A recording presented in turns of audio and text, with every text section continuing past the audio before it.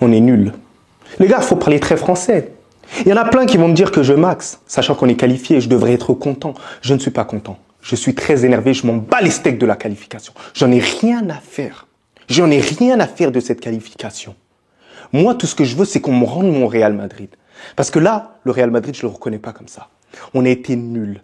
On ne valait rien. On a encaissé 4 buts contre une équipe qui a des difficultés à marquer des buts.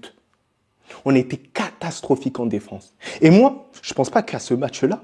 Je pense au prochain match. Parce que c'est bien d'arriver en finale.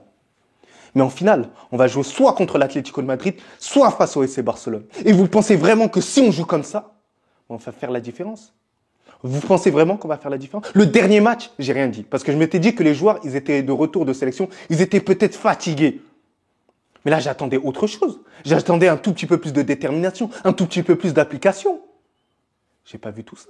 Catastrophique. Nul à chier défensivement au milieu de terrain. Et même offensivement, c'était pas assez.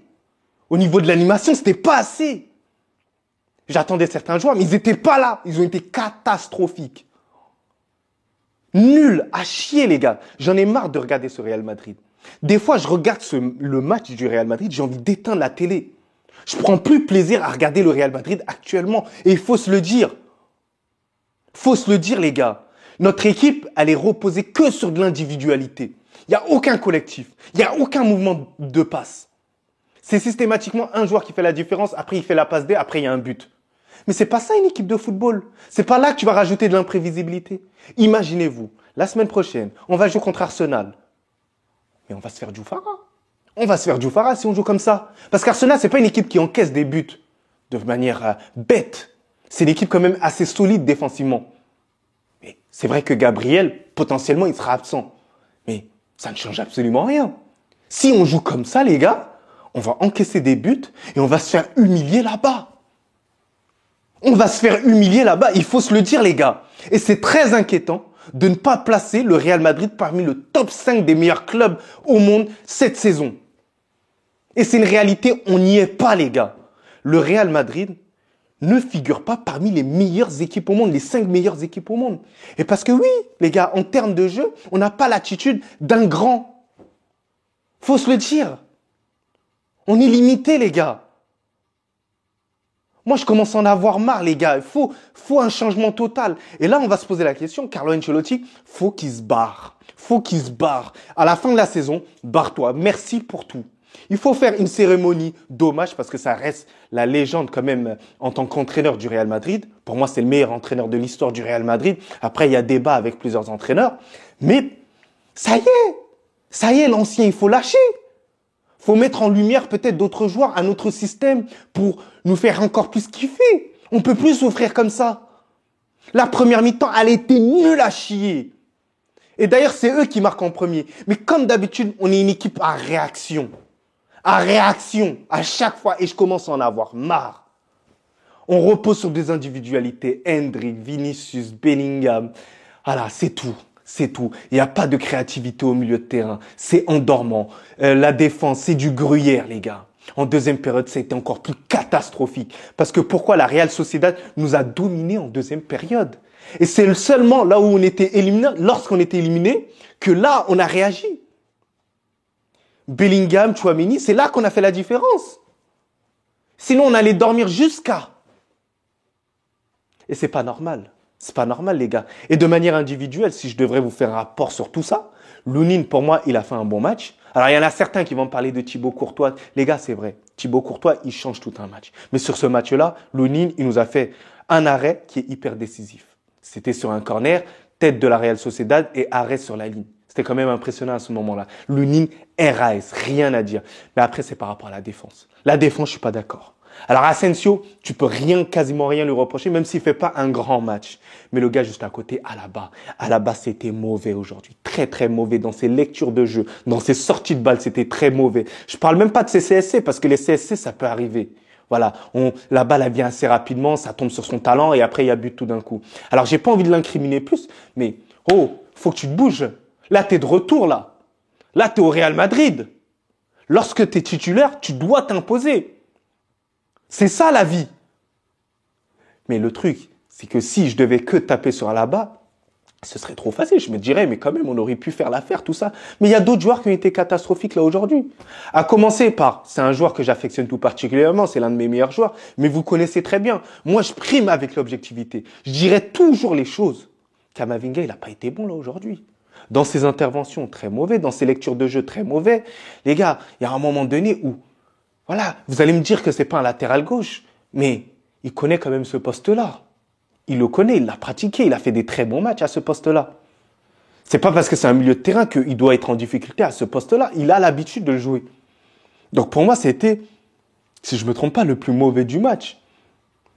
Et il y en a un autre qui a été catastrophique, où moi, je le réclame à chaque fois, et c'est dans tous mes débriefs, pitié, faites sortir ce joueur-là. Mettez un joueur de la Castilla.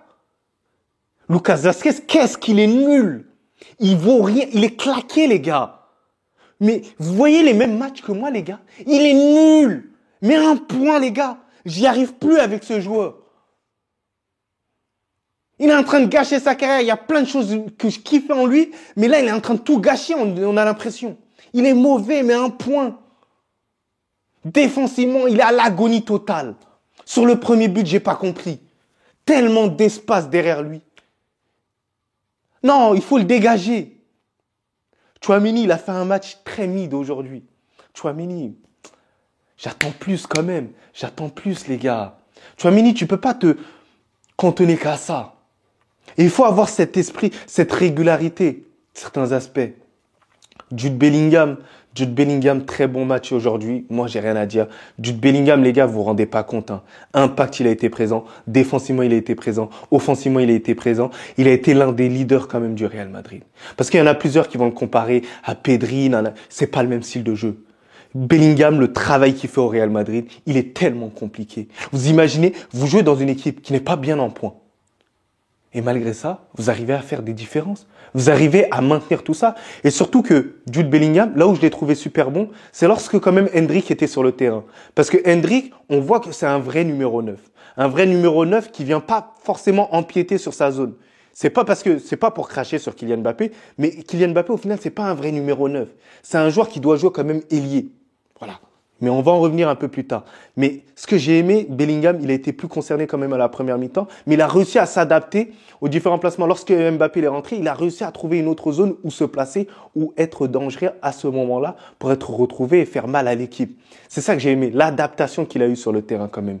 Ensuite, on a Rodrigo. Rodrigo, les gars, voilà. C'est ça le problème de Rodrigo, la régularité. C'est ce que je réclame. À chaque fois, je dis, Rodrigo, le problème, c'est qu'il n'est pas assez régulier. On me dit, non, il est sous-coté. Les gars, non, il n'est pas sous-coté, Rodrigo. Il est tout simplement, en gros, pas régulier. Voilà, des fois, il fait des bons matchs, des fois, il fait des mauvais matchs. Et en plus, les gars, vous le savez très bien. Si c'est un Vinicius qui fait ce genre de match, si c'est un Mbappé qui fait ce genre de match, on le crache dessus, on le critique à mort. Là, on va pas le critiquer parce que c'est Rodrigo. Mais si Rodrigo veut s'installer à cette table-là, bah, va falloir qu'il se réveille sur cet aspect-là. Ensuite, on a Vinicius qui fait un super match. Alors, il y en a plein qui vont dire, non, Vinicius n'a pas été bon. Non, il a été très bon. Vinicius a été quasiment le meilleur sur le terrain. 2 passes décisives, une passe extraordinaire sur Hendrick, sachant qu'il est dans sa première ligne médiane. Extraordinaire, rien à dire. Et aussi sur Jude Bellingham, qui permet de revenir. Et c'est l'une des passes décisives les plus importantes. Il part tout seul et il se crée l'action. Et c'est vrai que Jude Bellingham, il nous fait un geste technique tout simplement d'exception. Et on va revenir sur le carton rouge, les gars. Et là, je tenais à revenir sur ça. Pourquoi vous ne parlez pas de ça, les gens? Les Barcelonais, pourquoi vous ne parlez pas de ce carton rouge?